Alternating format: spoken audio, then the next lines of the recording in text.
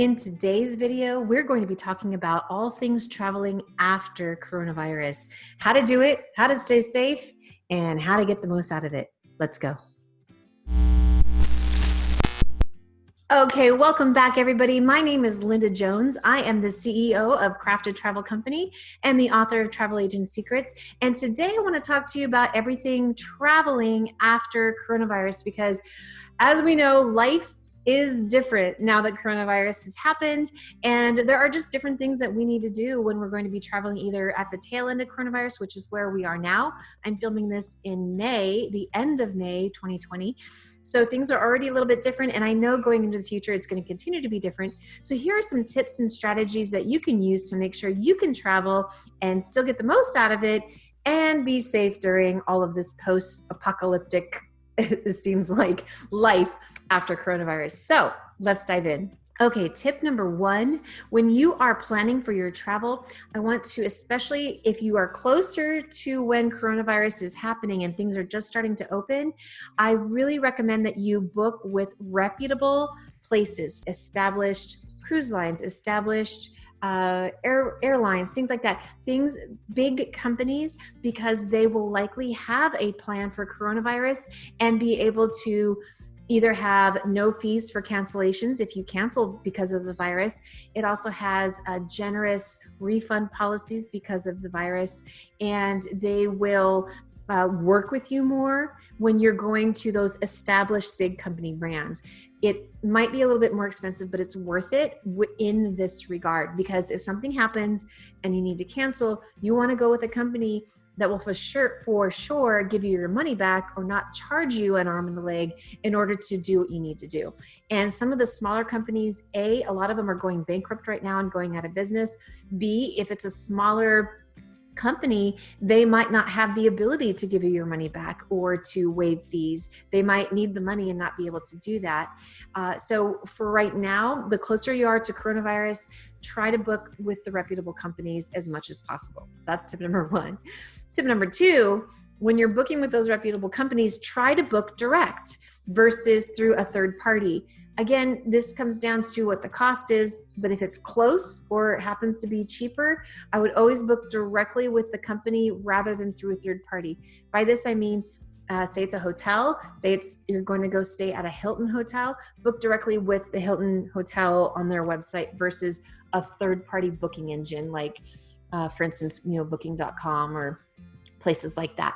So if something happens, you want to go directly to the hotel to make changes because they're the ones best able to help you. If you're going through a third-party booking engine, it could be a nightmare trying to work through them in order to get money back for something over here. It just adds too many hands, too many cooks in the kitchen. So if the closer you are to coronavirus, I really recommend that you book directly with the supplier. So directly with the hotel, directly with the cruise line, directly with the airline, as much as you possibly can. Now, if there's a huge price difference, I understand you might want to book with a third party. It's just a lot easier when you're dealing directly with the company rather than trying to go through other parties. Okay, tip number two, which I think by now is common sense, because now in our post-coronavirus life, we all have to do it all the time, but bring your mask and bring your hand sanitizer and any other little spray sanitizers or Clorox to go, things of that nature, because you never know when you're going to be in a place that requires it, and you want to still protect yourself. It's still out there. It's still a possibility, and you don't want to get it, even if you're not afraid for your own health. You want to protect so that you don't spread it to somebody else who could be adversely affected by it, that could die from it. You want to protect not just yourself, you want to protect others. So always bring your mask and always bring your hand sanitizer, because chances are you are going to need it. A lot of airlines nowadays are requiring masks on flights, also requiring in some airports. Some restaurants are starting to open. You don't have to wear a mask while you're eating, but there's certain precautions that you need to take. And always bring the hand sanitizer, because remember, the name of the game in this is keeping your hands clean and keeping them off of your face. Okay, tip number three, check your destination. And by that, I mean, Google them and find out, are they on a lockdown still? Are they on the shelter in place or safer at home lockdown still? Are things open? Are restaurants open? Are museums open? Are the things that you're wanting to see, like maybe it's a beach or a park, are those things open? You need to know that before you head to those places. The hotel that you're going to, are things like maybe the spa, the pool, the restaurants, are those things available? You also want to find out, if you're going especially to a foreign country, whether or not they have self-quarantine mandated. A lot of countries you can get there, but they're going to require that you self-quarantine for 2 weeks before you're allowed to go anywhere. Those are things that you need to know ahead of time. Also, if you're going to a country that America has banned, you might be able to get there, but you might not be able to get back. You need to check the embassies, and I'll attach some links below for resources to help you. The embassy of the other countries, the American embassy, so you know what's restricted coming back. You just really need to find out what the quarantine restrictions are, if they have them, if they're shelter in place, what their situation is, so that you can plan accordingly. And if you've picked a place that has all those quarantines, you either need to plan to travel later once hopefully those things have lifted, or you need to pick someplace else. Let's just be honest. Or build in those extra 2 weeks and self-quarantine and have enough time to stay and enjoy your destination. Ooh, actually on that point, one more thing that you want to check is, do they have support and programs for foreigners, if you're going internationally? So say you go to another country and maybe they don't have a quarantine, but if something were to happen, if the coronavirus were to build back up again in their country, do they have places for you to get help? Medical places, is there enough available? Is there support for foreigners? Is there support to help you get back home again? Those are some of the things that you want to check. Some of the smaller countries and more third world countries might not have those resources, and you might want to wait to travel to those places until we are for sure in the clear with regard to the virus. Okay, tip number 4. Buy travel insurance. If you don't get anything else out of this video than to buy travel insurance, then my work is done. But I really, really encourage you to buy travel insurance. And by buying it, I don't mean through the cruise line or through the airline. I mean buying it from a reputable third party. The 2 that I recommend are Allianz and Travel Guard, and I will link those below. Travel Guard is my favorite just because it has a few extra things in it, such as if you have your wallet stolen and your passport stolen while you're in another country, they actually can provide you with emergency cash and help you get your passport.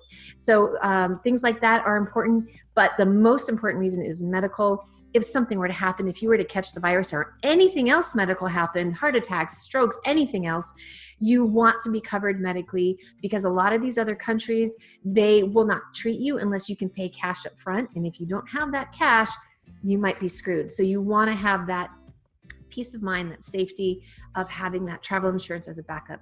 Not only that, but they cover if your company that you're traveling with, it's maybe your hotel, your flight, your cruise line, whatever it is, if they default and go into bankruptcy or shut down, which during coronavirus has happened a lot, the travel company will reimburse you. You won't be screwed out of your money if something like that happens. So again, I really, really highly recommend, always, from now into forever into the future, always get travel insurance, always. And a lot of these places have yearly plans available. So if you're going to be traveling a lot, you can just buy a yearly plan, and then you're covered for all of your trips for the entire year. Okay, tip number 5, and our final tip of our post-coronavirus travel tips, is to have backup plans.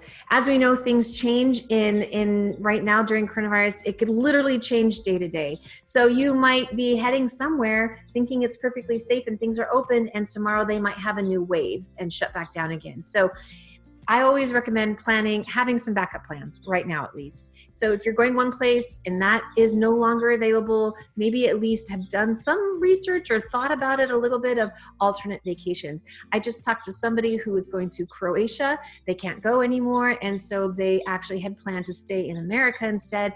And now they're going to go to the Yosemite and Sequoia in some of those national parks that we have that are starting to open again. So they've made alternate plans. So always have backup plans. Okay, so those are our 5 quick tips for traveling after coronavirus, and especially on the tail end of coronavirus, so that you are protected and so that you don't get into a situation you don't want to be in. I hope you join us for our next video. If you found this helpful, please go ahead and subscribe. On this channel, we cover all things travel planning from a professional standpoint, all of the tips and tricks. We also have some travel inspiration, and we are particularly for solo women travelers and those traveling internationally for the first time, especially if they're traveling alone. So I hope you stay tuned. I hope you join us and subscribe and hit that notification button. And I want to wish you a safe and healthy travel and future and everything else. Thanks for stopping by. Bye-bye.